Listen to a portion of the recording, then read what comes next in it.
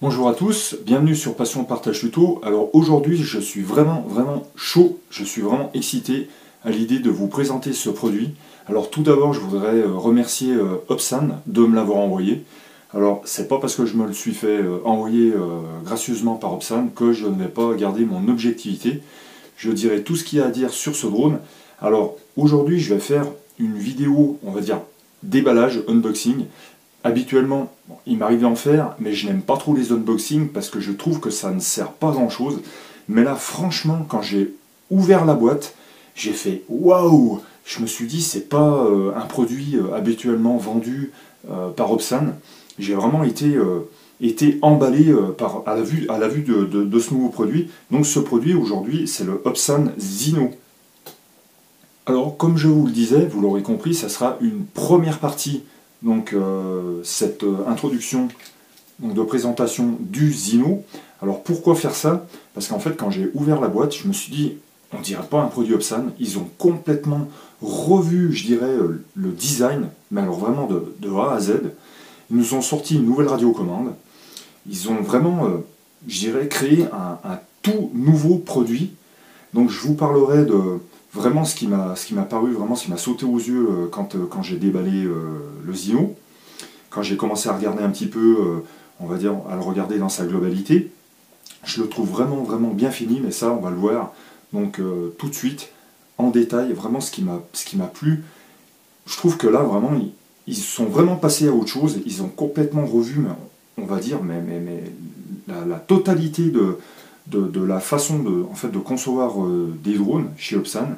Et ça m'a vraiment, je me suis dit, waouh, j'en suis encore, franchement, j'y reviens pas. Quand on voit ça par rapport à ce qu'on connaît chez Opsan, on va dire produits d'entrée de gamme, débutants, là ils ont vraiment mis les bouchées doubles.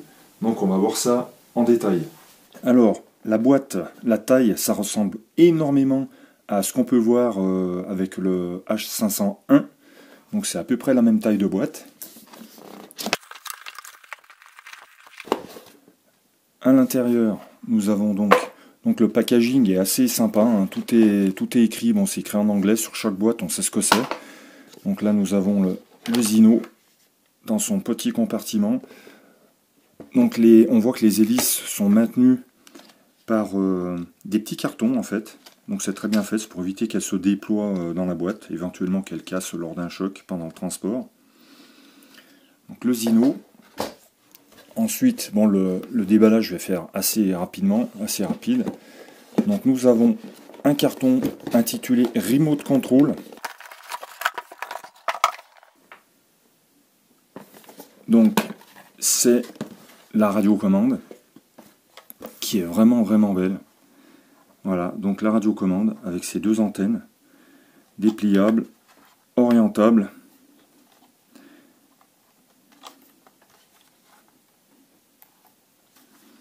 Les sticks qui sont, ma foi, très doux. C'est vraiment très soft comme toucher. Alors, ce qu'on peut dire sur la radiocommande, c'est que donc, bah, elle est toute nouvelle. Hein. Elle est raccordée à votre smartphone via une prise, hein, un micro USB qu'on voit sur le côté. Là. La texture de la radiocommande est assez sympa. Hein. C'est pas peau de pêche, hein, c'est pas une matière très douce, hein, c'est du plastique, mais qui est quand même assez, on va dire, bien travaillé. Donc on voit que c'est pas le même travail de texture sur l'avant. Vous voyez, ça fait des petits quadrillages comme ça, assez sympa. Alors que sur le côté et derrière, c'est plutôt une matière lisse. Donc elle est assez bien finie. On voit que les sticks sont noir brillant, donc c'est assez sympa. Alors moi le petit reproche que je fais, bon après ça c'est comment dire, c'est mon avis. Hein. Les sticks, en fait les joysticks, je pense qu'ils auraient pu mettre des joysticks métalliques, ça aurait été vraiment, ça aurait fait encore mieux fini. Là bon tout est plastique, mais malgré tout au niveau sensibilité, je trouve que c'est vraiment les commandes, je pense qu'elles vont être vraiment douces. C'est super soft la sensation. C'est vraiment, on sent aucune accroche, c'est super fluide. Donc ici c'est la partie pour mettre le smartphone. Donc on voit qu'ici c'est voilà, c'est complètement libre. À partir d'ici, on a l'action du ressort, donc pour venir plaquer votre smartphone. Alors ce qu'il y a de bien, je trouve vraiment bien sur cette radiocommande, c'est qu'en fait, donc quand vous glissez votre smartphone, en fait, on voit qu'il y a des petits caoutchoucs ici. Et au milieu, les caoutchoucs sont rainurés. Donc ils sont rainurés, c'est en fait comme ça, vous êtes sûr de ne pas appuyer sur les boutons de votre smartphone une fois que vous l'aurez glissé à l'intérieur. Donc il n'y a vraiment aucun souci. Donc vous voyez, moi les boutons de mon smartphone sont sur le dessus. Donc logiquement je devrais les écraser. Et en fait c'est vraiment bien fait parce que les boutons passent pile dans les encoches qui sont au milieu des caoutchoucs. Donc en fait les boutons ne sont absolument pas, les boutons du smartphone ne sont absolument pas écrasés par les caoutchoucs. Ça c'est vraiment bien, on voit que ça a été vraiment pensé, réfléchi. Ça c'est une bonne nouvelle.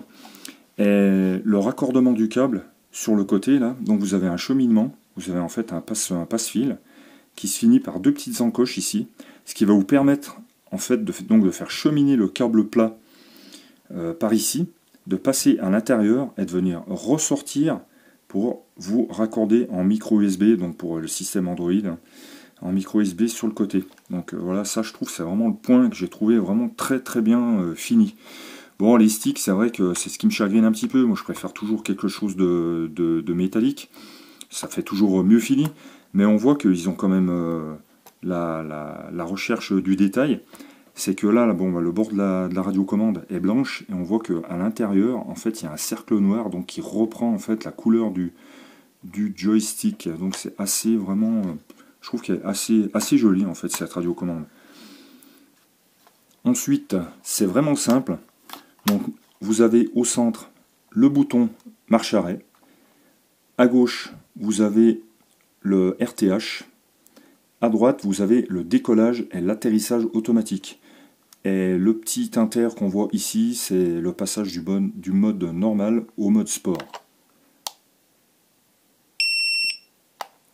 À l'arrière, nous avons la molette pour régler l'inclinaison de la caméra. Ici, la touche photo et de ce côté-ci, la touche vidéo. Alors, je vais revenir sur la télécommande, mais je vais finir donc avec l'unboxing. Donc, vous avez aussi une boîte qui s'appelle Spare Parts, donc c'est les pièces de rechange. Donc vous avez dedans un tournevis, vous avez les hélices de rechange, nous avons donc tous les cordons pour tout type de mobile. Donc là nous avons le cordon micro USB vers micro USB pour système Android. Vous avez le cordon pour Apple et vous avez un cordon micro USB vers type C, donc tout ce qui est dernier smartphone Samsung, je pense que c'est ça. Ensuite vous avez le cordon qui se raccorde sur la LiPo avec une sortie prise d'équilibrage, la prise secteur avec le chargeur de la batterie. Donc alors ça c'est le petit point noir du pack, c'est qu'en fait le chargeur c'est un 1000 mAh, donc un 1 A, en sachant que la LiPo fait 3000 mAh, il faudra 180 minutes, donc 3 heures pour charger la LiPo. Voilà, pour moi ça c'est vraiment le point noir, je sais pas pourquoi en fait ils ont remis leur chargeur standard. Alors c'est pas vrai, le standard oui et non, parce qu'en fait il faut savoir que c'est pas notifié, mais en fait c'est une LiPo HV, high voltage. Donc au lieu que ce soit 4,2 par élément, c'est du 4,35 par élément. Donc voilà. Donc ce chargeur va vous permettre de charger votre LiPo en 3 heures, donc ce qui est assez, je trouve c'est vraiment beaucoup. Alors après si vous avez un chargeur standard qui charge uniquement par la prise d'équilibrage, qui est plus donc important en courant de sortie, du style 2 ou 3 ampères, eh ben, vous allez pouvoir vous approcher du courant presque maxi, et après vous finissez avec votre chargeur Upsan, donc pour pousser vos accus à 4,35. Voilà, parce qu'un chargeur standard, c'est 4,20 par élément. Alors, une fois que vous êtes dans l'interface Upsan avec le téléphone, il vous suffit tout simplement d'allumer la radio. Voilà, donc il y a un nouveau périphérique qui est détecté. Vous faites annuler, tout simplement. Et ça y est, regardez, on voit le throttle qui bouge. Alors, je vais peut-être pas arriver à faire la mise au point correctement. Voilà. Ça y est, donc en fait, le téléphone est tout simplement appairé avec la radiocommande. Voilà, alors regardez le cordon sur le côté, comme je vous le disais, ils ont vraiment eu le souci du détail à passer dans ce petit système là de pince. Ça fait que c'est vraiment super propre. Alors le câble, on ne peut pas se tromper, il y a un côté TX et un côté téléphone. Voilà, donc il y a un détrompeur au niveau de la radiocommande, on ne peut pas se tromper. Bon, de toute façon, il n'y a pas vraiment de sens quand on est en micro USB. Alors le petit truc que je remarque, par rapport aux remarques que j'ai déjà vues sur internet, donc en fait on entend dire que le Zino est assez brusque dans les changements de direction.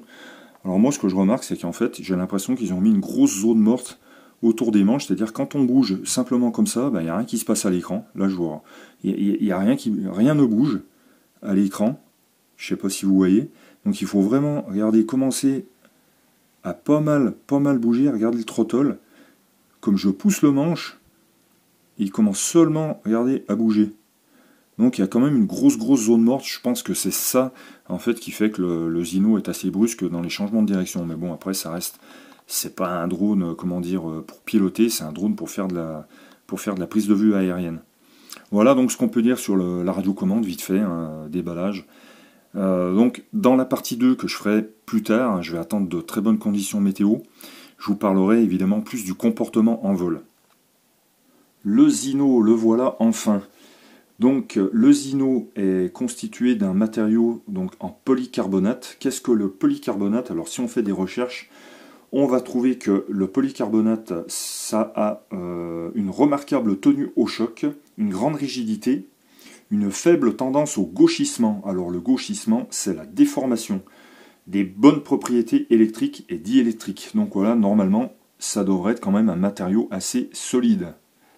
Alors, comme on le voit, il est vraiment, une fois les bras repliés, très compact. Regardez, je vais le mettre dans ma main. Avec ses bras asymétriques, donc il y en a un forcément plus haut que l'autre et vice-versa, pour pouvoir replier les bras. Alors, pour déplier les bras, rien de plus simple, il n'y a aucun bouton. Hop, il suffit d'aller à fond. On sent qu'il y a une résistance à un certain moment. Tac, voilà. Alors je ne sais pas comment est fait le système, je ne sais pas si c'est une bille poussée par un ressort qui rentre dans un logement. Je ne sais pas du tout comment c'est fait, mais en tout cas, une fois déplié, je vous assure, franchement, c'est vraiment très bien fini. Il n'y a aucun jeu, il n'y a rien ne bouge donc au niveau de l'axe. C'est vraiment super bien verrouillé, super bien bloqué, il n'y a aucun jeu. C'est vraiment, je trouve qu'il est vraiment très bien fini. Alors, je l'ai déjà sûrement trop répété, le Zino, je trouve qu'il est vraiment très bien fini. On ne peut que féliciter Upsan d'avoir vraiment créé cette fois-ci un tout nouveau modèle de A à Z, d'avoir complètement refondu en fait le modèle de la marque. C'est vraiment, je suis vraiment impressionné. Donc très bien fini, très jolie forme. Donc avec une caméra 4K, alors l'angle est à confirmer, mais j'ai lu que c'était un angle de 89 degrés, ce qui me paraît pas beaucoup. Pour moi, normalement, une caméra comme ça, équipée comme ça, normalement, ça devrait être plutôt équipé d'un grand angle. Tout est vraiment bien assemblé sur le drone. Il n'y a vraiment aucun jeu nulle part. On voit que c'est vraiment de très bonne qualité. Donc, on voit aussi qu'ils ont mis des patins, des patins en caoutchouc pour office de train d'atterrissage. Donc il y en a vraiment partout, il y en a sous les pieds, alors c'est vraiment bien intégré. C'est vraiment, voilà, on voit que ça n'a pas été collé, ça fait vraiment partie du pied. Donc il y en a vraiment partout. Il y en a même sous le drone. Il y a une protection de nacelle aussi. Alors c'est une nacelle 3 axes. Donc en fait c'est un gyroscope qui gère ça.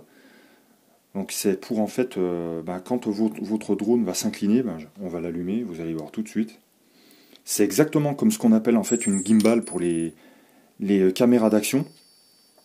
Là il y a une petite protection sur l'objectif, tac, je l'enlève. Donc c'est exactement en fait comme les perches gyroscopiques, donc sur laquelle vous mettez par exemple votre GoPro, qui va vous permettre en fait de faire des films sans aucun à-coup, sans aucun mouvement. Donc là, regardez, j'incline le drone sur sa droite. Regardez, et ben la caméra, en fait, la nacelle, elle reste à plat. Je l'incline en avant, hop, hop, et l'objectif, en fait, regardez, même gauche-droite, il y a un petit mouvement de suivi. Voilà, donc c'est pour éviter les effets de flou, de bouger. Donc ça va vraiment vous permettre de faire des vidéos, comme on voit sur le Zino, hein, de toute façon, il y en a déjà beaucoup, des vidéos très très stables, sans aucun à-coup, aucune vibration. L'application va vous permettre de démarrer à filmer en qualité 720p, après vous avez 1080, vous avez 2,7K, et vous avez enfin pour finir 4K avec différentes vitesses, 30 images par seconde ou 60 images par seconde selon le mode dans lequel vous vous trouvez. Donc ce drone est donné pour une distance, alors sur le site Topsan c'est bien spécifié qui vole jusqu'à 1000 mètres, 1 km, et effectivement donc les personnes qui ont déjà fait des tests de distance avec ce drone s'aperçoivent qu'il commence à avoir des coupures à partir de 950-1000 mètres. Donc voilà, vous savez déjà qu'avec ce drone vous ne pouvez pas dépasser les 1000 mètres de distance. Alors sur le côté, nous avons une prise micro USB. Donc ça c'est plus pour, je pense, mettre à jour le firmware. Alors d'ailleurs j'ai pas mis à jour le firmware, j'ai même pas encore volé, donc je vous dis même pas comme j'ai hâte. Je pense que après avoir terminé cette vidéo, je vais vite aller m'empresser de le tester. Hein. Si ça se trouve, je vais peut-être avoir une panne au déballage, hein. Je vais vraiment pas tester. À droite nous avons un compartiment pour carte micro SD, donc pour enregistrer les vols. Alors là où on voit où Opsan ont complètement revu leur modèle, et que c'est vraiment un tout nouveau modèle pensé, c'est regarder le compartiment batterie, donc il y a deux poussoirs sur le côté pour enlever la batterie, donc c'est une batterie dédiée de 3000 mAh, donc on voit à l'intérieur, on voit très bien le plastique habituel donc qui enveloppe les lithium polymères, donc, mais tout ça c'est dans une carcasse dédiée, avec une fiche complètement dédiée Opsan. Vous allez être obligé d'acheter ce type de batterie, je crois que ça tourne autour de 45-50 euros. Mais surtout, je voulais vraiment mettre l'accent par rapport au H501A, où en fait, quand vous enfilez la batterie dans votre H501, que ce soit le A ou le H, enfin le S ou le A, pardon, en fait, sur ces modèles donc antérieurs, quand vous mettez la batterie, en fait, vous poussez la batterie entre les cartes électroniques.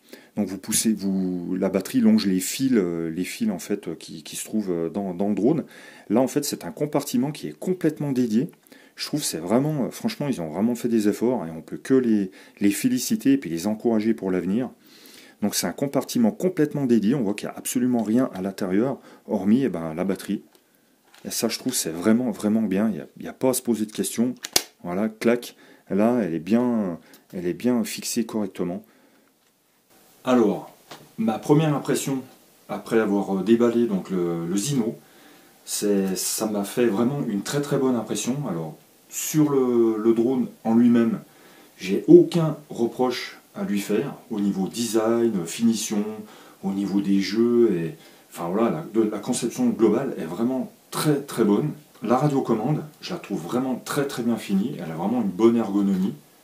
Très bonne ergonomie. Le seul petit hic, je trouve, quand même, s'ils avaient voulu vraiment donner une super image qualitative à leur produit, ils auraient pu mettre quand même des manches métalliques. Voilà, bon, ça c'est vraiment le petit détail. C'est pas ce qui va gêner, c'est évident dans le fonctionnement. Mais voilà, bon, des manches métalliques, ça aurait été quand même aussi vraiment du plus bel effet.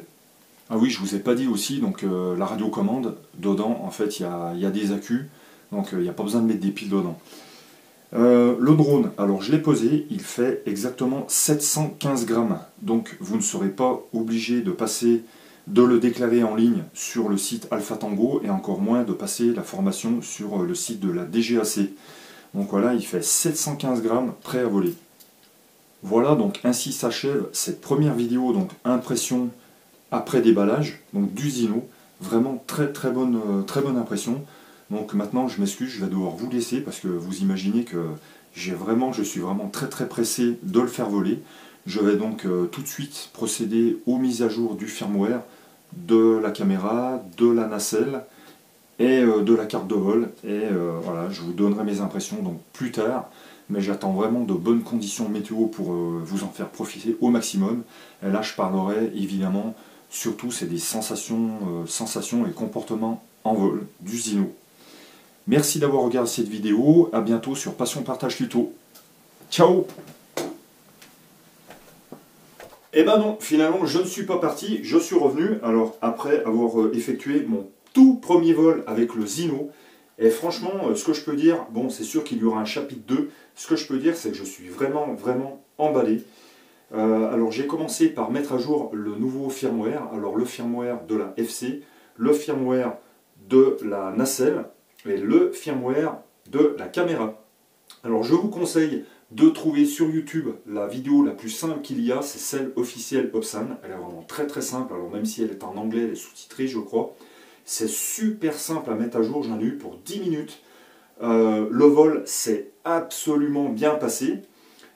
Il est super stable. Alors effectivement, le petit doute que j'avais s'est confirmé, c'est-à-dire que les déplacements sont assez brusques, mais ça ne se voit pas du tout à la vidéo, car la nacelle gyroscopique fait vraiment très bien son boulot.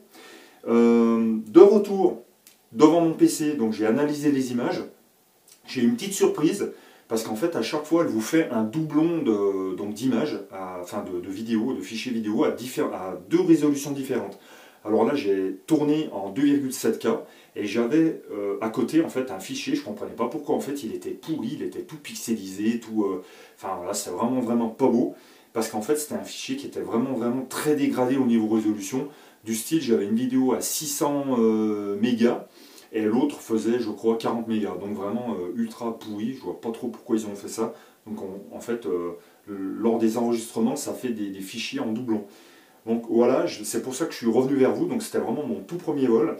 Il n'y a rien d'autre de spécial à dire, hormis que je suis vraiment agréablement surpris de cet appareil. Donc il est assez stable. La zone morte, effectivement, en fait, quand il est en stabilisé, quand il est devant vous, puis que vous vous déplacez pour qu'il avance, effectivement, vu que la zone morte, elle est quand même relativement grande, et je pense qu'ils n'ont pas dû mettre d'expo sur les commandes, c'est-à-dire que dès que vous atteignez, en fait, là où commencent les ordres que vous envoyez au drone, bim, en fait, il part d'un coup. Donc c'est assez saccadé.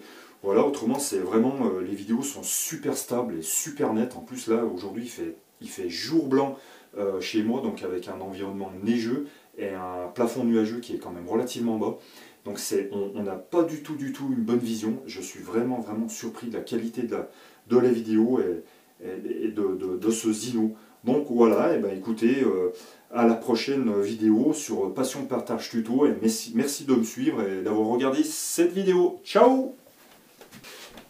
J'oubliais de vous dire, alors, le retour vidéo sur le smartphone, je pense que c'est de la haute définition parce que c'est vraiment super net.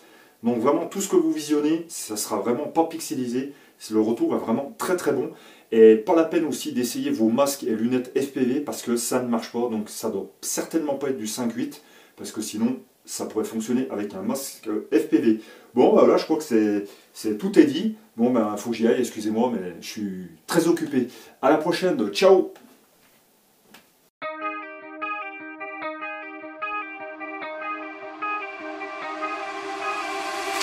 Time stops when I'm falling for you.